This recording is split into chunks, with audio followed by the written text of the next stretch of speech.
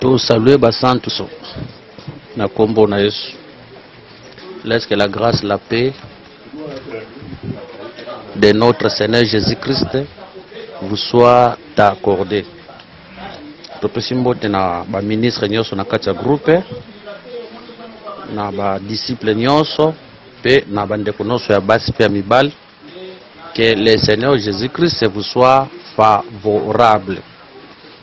Nous allons mettre point virgule par rapport à l'introduction, par rapport à l'introduction à cette parole. Comme ça, si Dieu nous fera grâce entre le lundi et mardi, tout parce que première parole, Père, pardonne-les. Wana tokosimba yango soki nzamba sali ngolu lobi lendi soki lendi te tokosimba yango mukolo ya mardi selon la grâce de Dieu. Pona lelo tozo aspect moko je crois que tolobelaki yango mais tozo bakisa quelque chose na kati nango poto sukisa na oetali introduction na biso sur les 7 paroles de Jésus-Christ à la croix. Que le Seigneur vous bénisse. Tolobi que quand le Seigneur était sur la croix de Golgotha, a prononcé cette parole. Cette parole, on aussi expliqué on a ba couleur rebelle. To expliquer on a ba couleur rebelle, moi ko zongela on a ba couleur rebelle wana ezate to kozala pina mulaite. To simbi on a ba couleur moi ebele. To aussi ça peut ba couleur en union sauter parce qu'il faut avancer makamba ko lo ba pese ebele. Yana ba thème sous bande ko sous ba sala ki ba demande nango e ko senga pe to exploiter yango. Donc moi to vanda ka wana ezate yango moi to sisa ba couleur nyonso likolo ya cette parole en général ezate to résumer. To dit que quand le Seigneur était monté sur la croix a prononcé qui 7 paroles. Jean chapitre 1 verset 29 il est écrit, je crois passage de base o to bandelaka litea na biso ezalaki wana. Jean chapitre 1 verset Nayango 29. Nous lisons au nom de notre Seigneur Jésus-Christ. Le lendemain, il vit Jésus venant à lui et il dit, voici l'agneau de Dieu qui ôte le péché du monde. Ici, on présente le Seigneur Jésus-Christ comme un agneau. Ok. Pour comprendre que le Seigneur Jésus-Christ yende azalaka agneau. Ce qui toque dans Apocalypse chapitre 5 verset 6. Dans Apocalypse chapitre 5 verset 6 il est écrit, et je vis au milieu du trône et des 4 êtres vivants et au milieu des vieillards un agneau qui était là comme immolé. Il avait 7 cornes et 7 yeux qui sont les 7 esprits de Dieu envoyés par toute la terre. Ici dans Mukanda Apocalypse chapitre 6 verset 5 batel ça que agneau azalaki na 7 cornes. Mais quand Jésus-Christ marchait, ce côté lié boye, au monde a bakor n'était. Qu'elle ça nous bénisse. Le but de l'année débat à la télévision, il avait des prédicateurs concernant les vêtements sacerdotaux. Pendant comme ça, besoin de maquiller, les lots roula tabac vêtements sacerdotaux dans zoto. Modérateur a tuni de quoi bandé ko confesser que roula ta vêtements sacerdotaux. A besoin de maquiller national lens bazola ta vêtements sacerdotaux andimi. A tuni bandako ozon di payer national lens bandako pesa pe agneau andimi. Ce que batuni esiko ndenge nini bolongoli agneau bozo pesa agneau te bolobi agneau za Yesu mais bilamba bozo continuer kolata tisiko.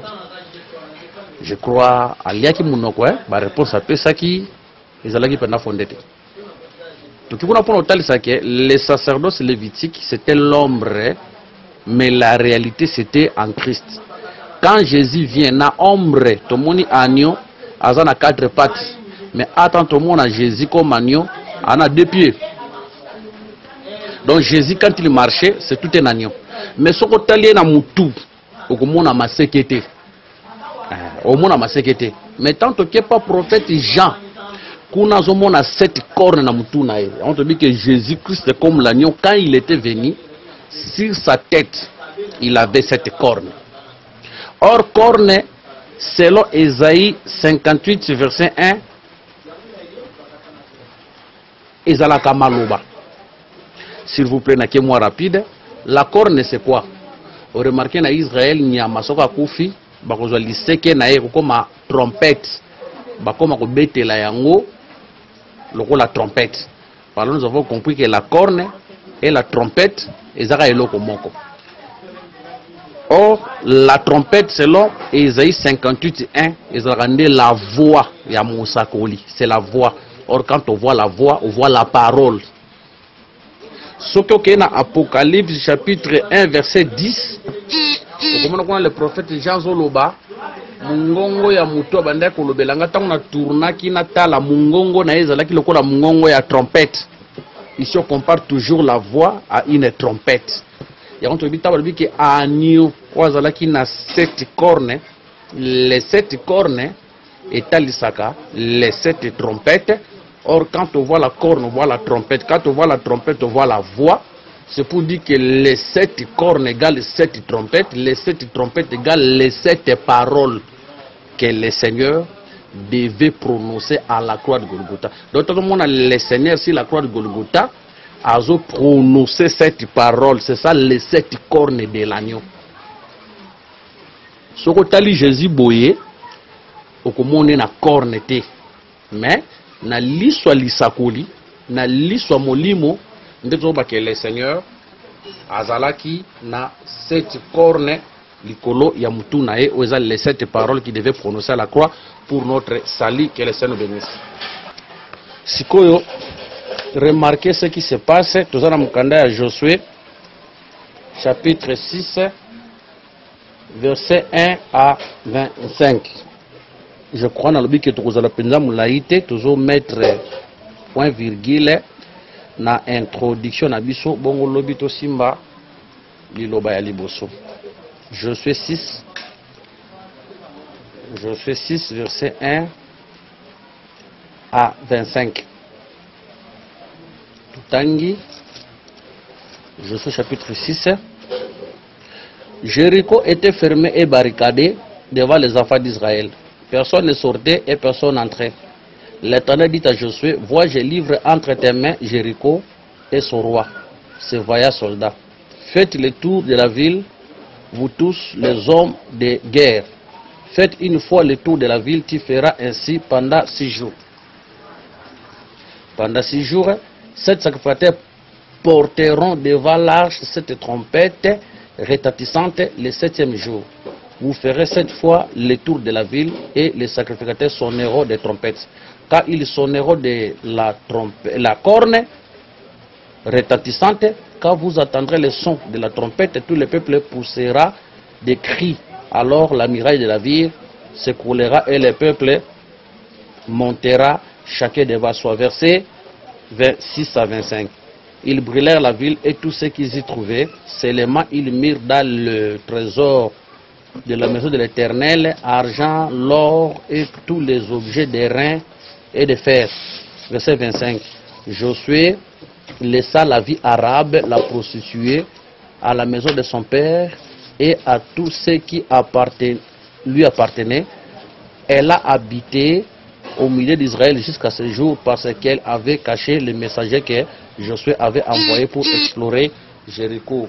Kolo Yesu ayeba na kopambola oyo ezali e kritiro. Tozomona awa Israël azoya pour récupérer sa terre.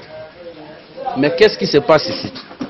Tozomona mwasi moko aza na kati ya ville.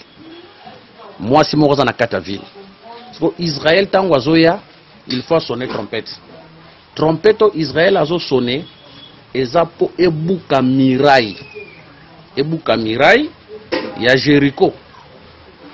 Kubuka mirai ya Jéricho, mais c'était pour les salis de cette femme, d'une femme qui était dans la ville. C'est pour dire que les 7 trompettes avaient pour ezalakina ezobeta mbala moko, mais ndenge ezobeta mbala moko wana ezana 2 objectifs. Kaka ndenge beti wana ezana objectif ekwesa mirai kaka ndenge beti wana na objectif ebikisa mwasi o azalaki na kati.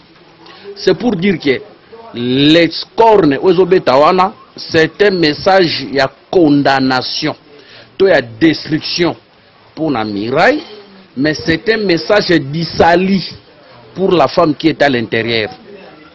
Moni, cette trompette ezobeta mais na deux missions. Premièrement, écouer sa miraille. Deuxièmement, pour sauver moi sur la qui na katia miraille. Or, nous avons dit que les sept trompettes, c'est ça les sept paroles de Jésus-Christ à la croix.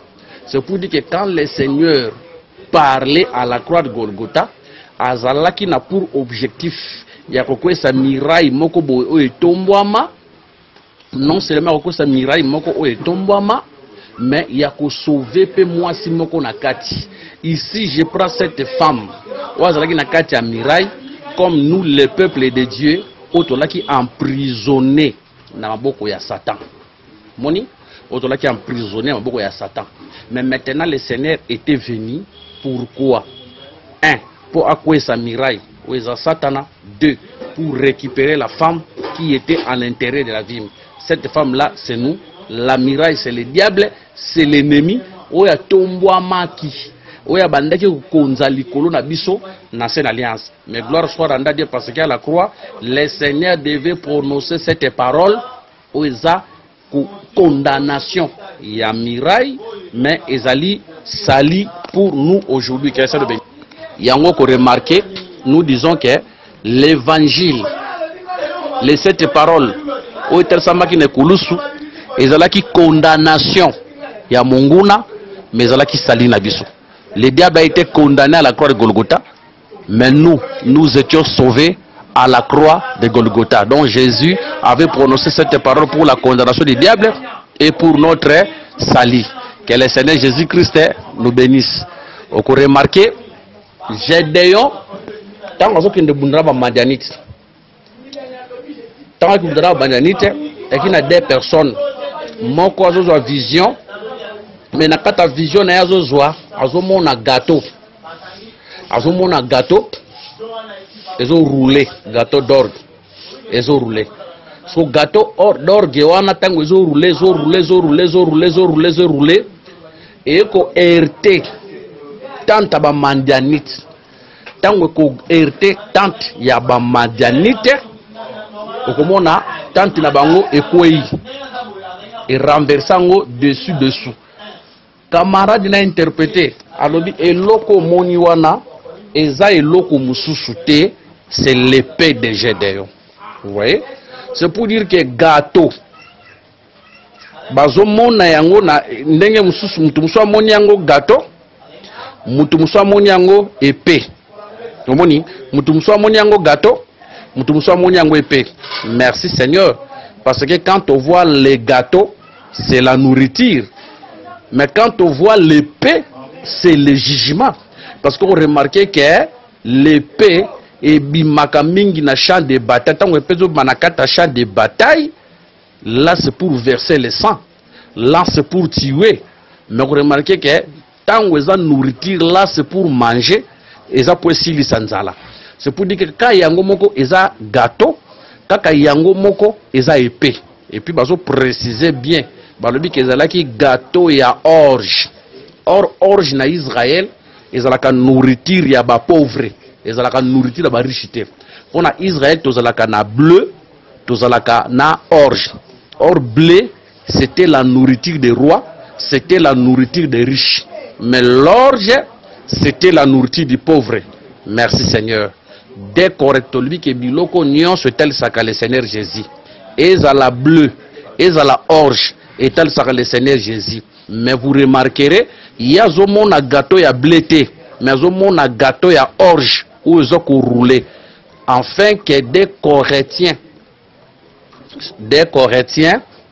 chapitre, trouvez bien que orge c'est la nourriture des pauvres, ce n'est pas la nourriture des riches.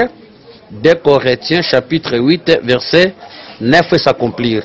Car Vous connaissez la grâce de notre Seigneur Jésus-Christ qui pour vous s'est fait pauvre, des riches qu'il était, afin que par sa pauvreté vous soyez enrichis. Quand on voit les gâteaux d'orge, c'est toute une personne, c'est le Seigneur Jésus-Christ. Quand le Seigneur était venu, il y a là qui gâteau d'orge, c'est pour dire que quand tout le monde a gâteau d'orge, tout le monde a le Seigneur dans sa pauvreté. C'est pour dire que Nzamba Latinzoto a un assez amabélé pour nous sauver. Que le Seigneur nous bénisse. Mais, on a gâteau wana, ils ont roulé. Hein? Bamoni gâteau wana, ils ont roulé. Cela veut dire que ils ont roulé, ils ont changé ma forme. Ils ont roulé, ils ont balouka. Cela veut dire ceux qui partis où ils ont nassé, partis où ils ont l'icolo. Ceux qui partis où ils ont nassé, partis où ils ont. C'est ça le Seigneur qui, quand il était venu sur la terre, quand il marchait, abanda ko sa forme belé. Bamsou bazomoni lokola Jérémie, bamsou bazomoni lokola Isaïe, bamsou bazomoni lokola Jean-Baptiste, bamsou bazomoni lokola Élie, bamsou bazomoni comme l'un des prophètes. Vous voyez? C'est ça le gâteau qui roulait tant aux tambola.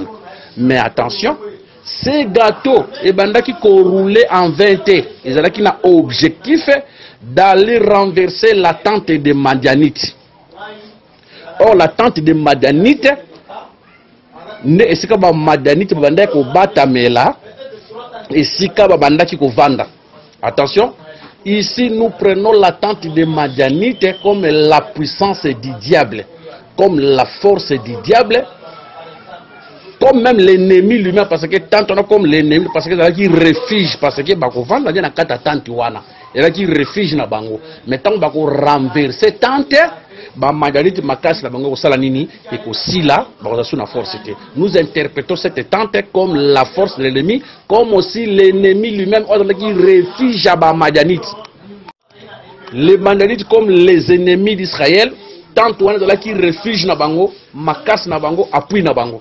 Or makas ya fils du ténèbre, c'était le diable. Merci Seigneur. Les gâteaux ndenge banda qui roulé, qui ont un objectif à renverser les tentes. C'était à la croix que la tente a été renversée. Maintenant, remarquez. Gâteau, autant aux autres tournés, ils ont quoi sa tente. Ce qui tente quoi, Israël a eu victoire, Israël a kangolami. Omoni, quand gâteau moko, ils ont un objectif à renverser tente. Quand gâteau moko, il y a un objectif à couper sa saline à Israël. Oui, à la croix de Golgotha, nous avons dit que le Seigneur devait donner la vie, la victoire à nous, Israël, son peuple, et condamner l'attente de la méchanceté. Là, nous voyons le diable avec toute sa puissance, tout son pouvoir. Et on te dit que les 7 paroles de Jésus-Christ à la croix de Golgotha, c'était pour les salir. Il y a vu son peuple naïe, mais pour la condamnation du diable, namondi naïe. Que les saints nous bénissent. Tolobi boye. Gâteau anaka yango moko eza gâteau, kaka yango moko eza épée. Nous disons ceci. Ba langage eza belé a. Tolo baboye. Gâteau wana eza gâteau, eza pe épée. Yango tolobi boye. Lelo, attention aux aspects. Pour na katalité ya, ba couleur eza la belé, ba aspect eza la belé. Lelo. Le Seigneur c'est un gâteau. Attention, c'est un aspect.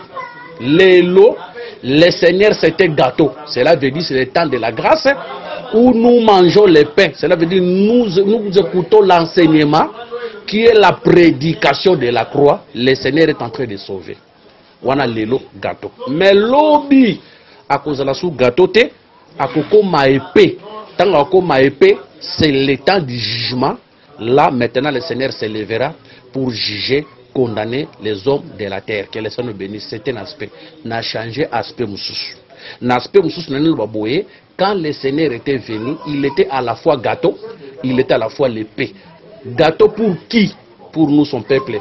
Parce que quand on a gâteau, tout le monde a la faveur.